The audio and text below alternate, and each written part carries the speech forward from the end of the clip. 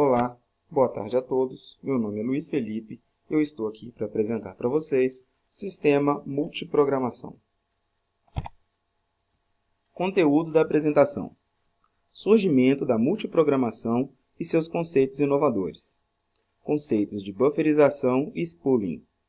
Visão sistêmica de seu funcionamento através de diagramas de tempo, de recursos e de fluxo, com suas principais características. Introdução.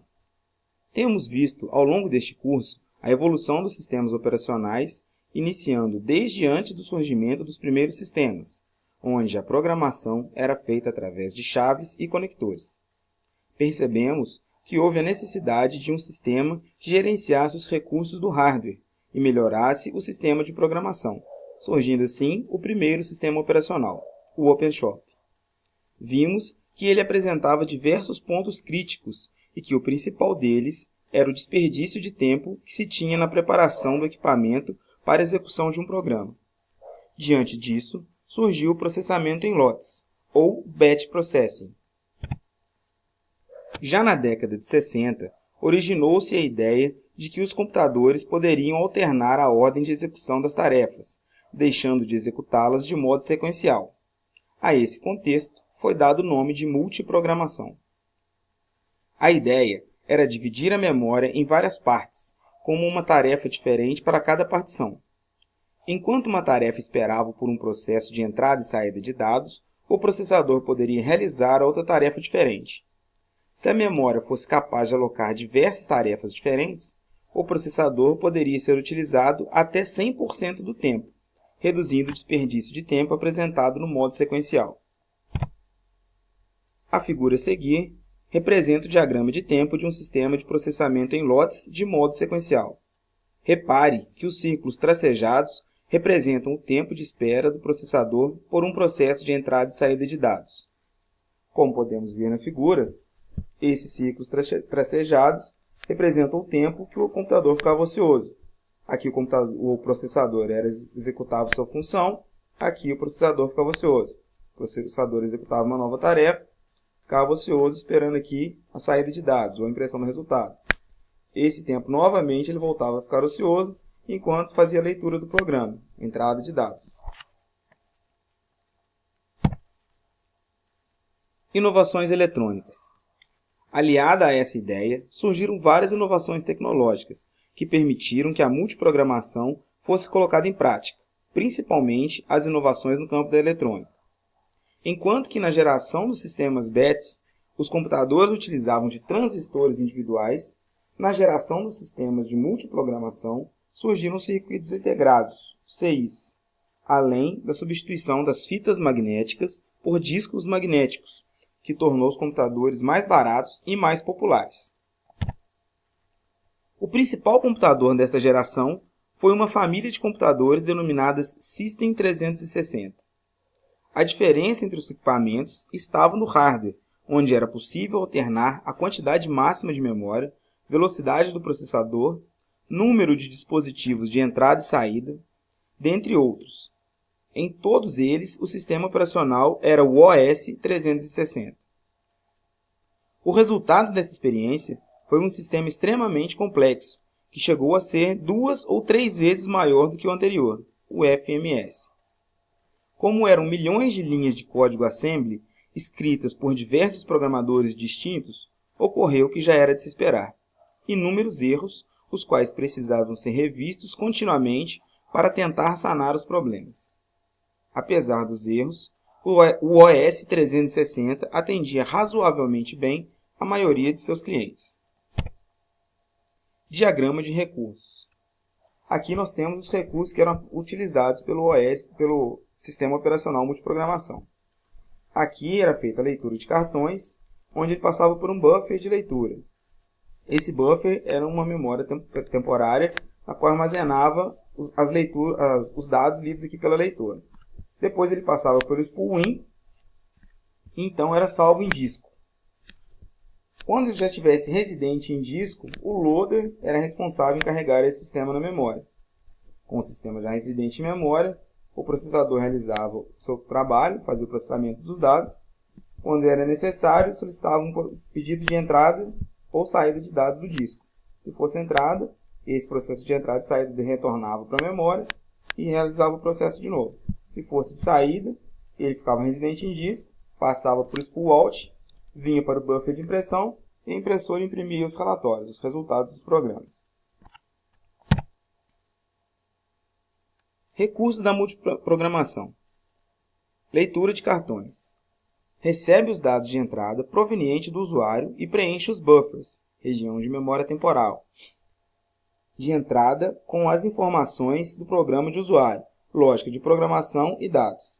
Será executado sempre que existirem dados no dispositivo de entrada, a leitura não estiver sendo ocupada e existirem buffers disponíveis. Spool-in. Verifica a integridade e consistência do programa. O spool-in faz a interpretação das páginas de informação lida dos buffers de entrada e coloca os programas e dados no disco, montando um BCP, bloco de controle de programa, que será utilizado até o final da execução do programa. Será executado quando houver buffers preenchidos com dados para leitura, espaço livre em disco, BCPs disponíveis e o disco não estiver sendo utilizado. Loader. Após o programa estar residente em disco, o loader carrega o programa na memória, ou seja, aloca um número de espaço na memória e as transfere os dados residentes no disco, tornando o programa disponível para o escalonador e deixando pronto para ser iniciado. Será executado sempre que existirem programas residentes em disco que ainda não foram carregados na memória, existir espaço em memória e o disco não estiver sendo acessado.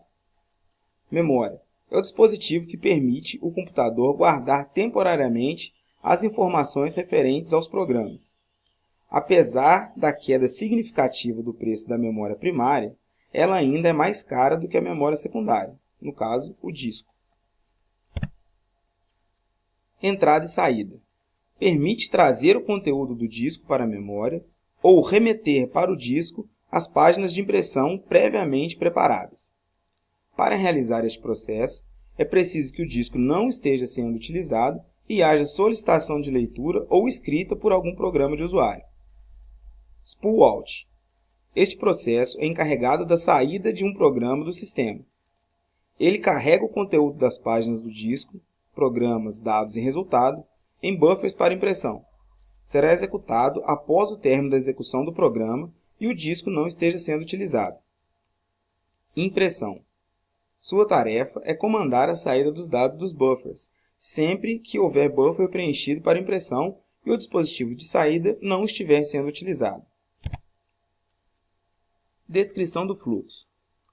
A multiprogramação permitiu uma economia de tempo considerável em relação aos sistemas anteriores, que eram monoprogramáveis. Isso porque reduziu o tempo de ociosidade do processador durante a execução de suas tarefas. Basicamente, ela funciona da seguinte maneira. O usuário monta o seu programa em uma linguagem de programação de alto nível e submete a uma leitora. Esta, por sua vez, realiza a gravação do programa em disco, utilizando-se de duas técnicas, a bufferização e o spooling.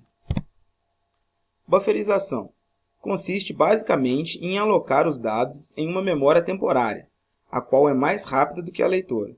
Assim, enquanto o sistema processa os dados de um job, a leitora continua a realizar o seu trabalho até que o buffer esteja cheio e possa ser utilizado pelo sistema operacional.